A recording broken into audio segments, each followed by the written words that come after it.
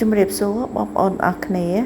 ថ្ងៃនេះខ្ញុំនាំបងប្អូនទាំងអស់គ្នាទៅលេងប្រទេសឡាវគឺទៅវៀងច័ន្ទហើយនឹងទៅលួងប្រាបាងដោយឆ្លងកាត់តាមខេត្តបក្សី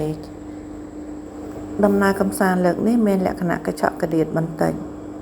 ពេលព្រឹកឡើងម៉ោង7យើងទៅដល់កន្លែងឡានក្រុងហើយធ្វើដំណើរតាមឡានក្រុងវីរៈបន្ទាំទៅដល់បក្សីនៅលើឡានក្រុងគេមានចែកជានំទឹកដោះគោហើយនិងទឹកសុទ្ធឲ្យយើងសម្រាប់អាហារពេលព្រឹកដំណើរកម្សាន្តលើកនេះមានលក្ខណៈកញ្ចក់កដៀតបន្តិចដោយសារវាមានឧបសគ្គមួយចំនួនមករារាំងប៉ុន្តែទោះយ៉ាងណាក៏ដោយក៏យើងទៅដល់លួងប្រាបាងតាមការគ្រោងទុកយើងជួបឧបសគ្គយ៉ាងណានោះបងប្អូននឹងបានឃើញនៅក្នុងវីដេអូនេះ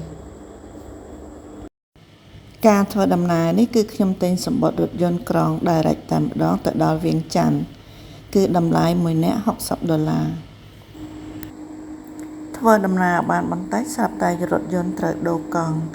ដូច្នេះពេលនេះគឺយើងត្រូវសម្រាកប្រហែលជិត1ម៉ោងដែរតម្រាំកង់ឡានដូរហើយនេះជាឧបសគ្គទី1ដែលធ្វើឲ្យដំណើររបស់យើងទៅដល់បក្សីយឺតប៉ុន្តែពួកខ្ញុំអត់បានចាប់អារម្មណ៍ដឹងថាវាយឺតយ៉ាងណាទេដោយសារនេះជាការធ្វើដំណើរលើកទី1របស់ខ្ញុំអញ្ចឹងយើងក៏ចាត់ទុករឿងបែកកង់រឿងអីជារឿងធម្មតាប៉ុន្តែនៅពេលទៅដល់បក្សីទើបយើងដឹងថាវាមិនមែនធម្មតាទេនៅពេលដែលយឺតយ៉ាវបែបនេះពេលដែលប៉ះកង់ឡានហើយដូរកង់ឡានហើយយើងក៏ធ្វើដំណើរបន្តទៀតតាមផ្លូវជាតិលេខ6ឆ្លងកាត់តាមចំការលើឆ្ពោះទៅត្បូងឃ្មុំហើយនឹងឆ្ពោះទៅខេត្តក្រចេះដើម្បីបន្ធូរបរិយាកាសសូមបងប្អូនទេសនាទេសភាពនៅតាមដងផ្លូវនៅក្នុងប្រទេសកម្ពុជាយើងដំណើរនេះគឺឆ្ពោះទៅកាន់ខេត្តក្រចេះ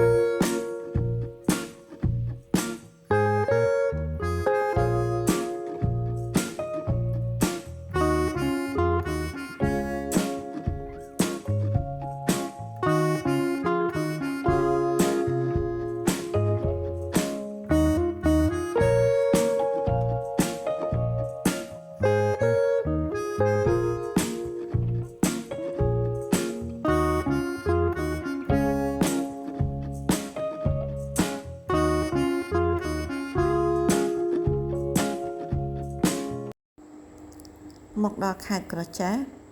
ខាងរថយន្តក្រុងគេមានចែកបាយឲ្យយើងម្នាក់មួយប្រអប់សម្រាប់អាហារថ្ងៃត្រង់ ពេលដែលយើងបរិភោគបាយហើយយើងក៏បន្តដំណើរទៅទៀតនេះគឺស្ពានស្ទឹងត្រែងស្ពានមិត្តភាពកម្ពុជាចិនស្ទឹងត្រែងយើងធ្វើដំណើរបន្តទៅមុខទៀតប្រហែលជាង1ម៉ោងទៀតទើបយើងទៅដល់ព្រំដែនត្រពាំងគ្រាល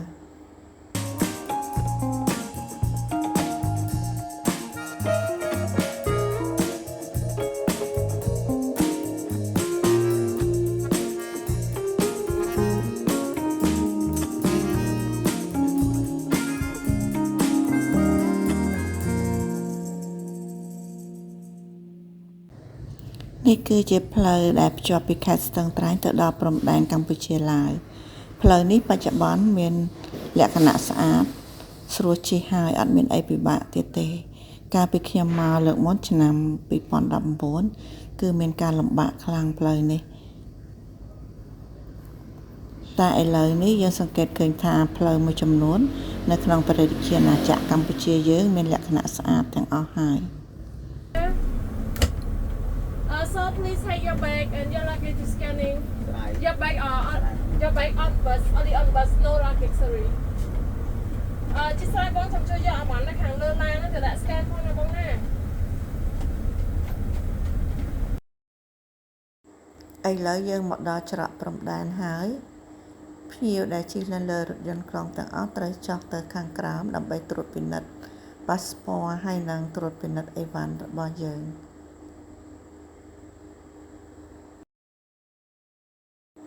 យើងមកដល់ច្រកព្រំដែននេះនៅពេលល្ងាចទៅហើយ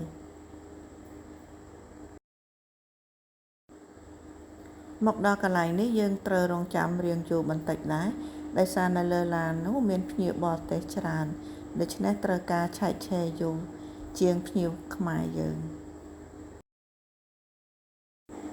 នេះគឺជាឧបសគ្គទី2ដែលធ្វើឲ្យដំណើរកម្សាន្តរបស់យើងទៅដល់ប៉ាក់សេយប់ហើយនៅតាមផ្លូវមានលក្ខណៈងងឹតធ្វើឲ្យអ្នកបើកបរពិបាកនៅក្នុងការបើកបរ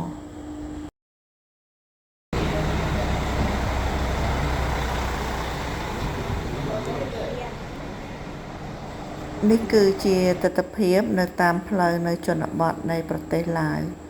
មុននឹងយើងឈានចូលទៅដល់ទីក្រុងប៉ាក់សេគឺយើងត្រូវឆ្លងកាត់ជនបទមួយចំនួនរបស់ឡាវផងដែរដោយសារនៅតាមផ្លូវមានក្របីរបស់អ្នកភូមិច្រើនធ្វើដំណើរចេញមកអញ្ចឹងធ្វើឲ្យយើងពិបាកនៅក្នុងការបើកបរយើងបើកមិនបានលឿនពេលដែលខ្ញុំទៅដល់ប៉ាក់សេគឺយប់ទៅហើយម៉ោងប្រហែល8ជាងទៅហើយប៉ុន្តែខ្ញុំអត់បានថតទេដោយសារបញ្ញាប់បញ្ញាប់ដើម្បីរកឡានជិះបន្តទៅវៀងច័ន្ទទៀតដល់ពេលហ្នឹងក្រុមហ៊ុនឡានគាត់បានខាត់ឲ្យឡានហ្នឹងនៅចាំយើងដែរដូច្នេះគេនៅចាំយើងដើម្បីយកយើងទៅដាក់ទីក្រុងវៀងច័ន្ទដូច្នេះតាំងពីព្រឹកម៉ោង7រហូតមកដល់ម៉ោង8ជាងគឺយើងជិះនៅលើឡានរហូតហើយឥឡូវយើងបន្តដំណើរតាមរថយន្តកេងយប់ទៅដល់វៀងច័ន្ទទៀតនេះគឺព្រលឹមស្រាងហើយគឺយើងបានជិះមកជិតដល់វៀងច័ន្ទហើយកន្លែងជិះឡាននេះខ្ញុំអត់បានជម្រាបបងប្អូនគឺពេលដែលខ្ញុំជិះឡានមកដល់ជិតដល់វៀងច័ន្ទហ្នឹងគឺឡានហ្នឹងខូចទៀតដូច្នេះរកឡានមួយផ្សេងទៀតដើម្បីសាងនេះគឺយើងសាងឡានថ្មីហើយប៉ុន្តែគាត់ថាអត់មានកន្លែងទេយើងអង្គុយត្រៀបគ្នាអញ្ចឹងអត់មានកន្លែងគេងដូចឡានមុនទេដូច្នេះឡានខូចនៅពេលយប់នេះគឺជាឧបសគ្គទី3របស់ពួកយើង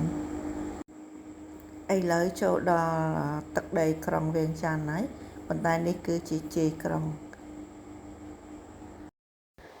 យើងមកដល់វៀងច័ន្ទនៅម៉ោងប្រហែល8ជាងហើយដូច្នេះយើងប្រញាប់ប្រញាល់ធ្វើដំណើរទៅកាន់ស្ថានីយ៍រថភ្លើងដើម្បីទិញសំបុត្របន្តដំណើរទៅលួងព្រះបាងបន្តទៀតចាដូច្នេះយើងធ្វើដំណើរមួយថ្ងៃហើយមួយយប់ទៀតនៅលើឡានក្រុងដើម្បីបានមកដល់វៀងច័ន្ទ